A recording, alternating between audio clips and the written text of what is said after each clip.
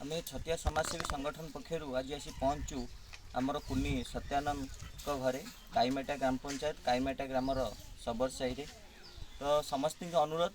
यथा संभव साहाय्य सहयोग सबू स्वेच्छासेवी अनुष्ठान को भी अनुरोध ये परिवार को जोगाई दिंतु आउ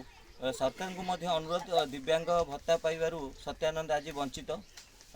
भत्तार प्रोसेसिंग चलती किंतु यथाशीघ्र ये परिवार को केमती भत्तार साहाय्य सहायता करा जाऊ सरकार निकट में अनुरोध करुँ। जाजपुर जिला प्रशासन बर्षना जिला प्रशासन को अनुरोध ये परिवार को जहाँ सरकार द्वारा साहाय्य सहयोग जोगाई दि पार यथा संभव तुरंत चेष्टा प्रचेषा करी समस्त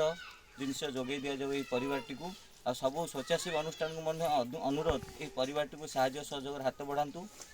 आउ सब सांबादिक भाई मान को भी धन्यवाद ये परिवार कथा को समस्त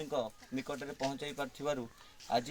ये जगह छतिया समाजसेवी संगठन विगत दिन भी आसला आज भी आसी पहुँची आगामी दिन में जहाँ चेष्टा करा संभव साहाय्य सहयोग जोगाई दि परिवार।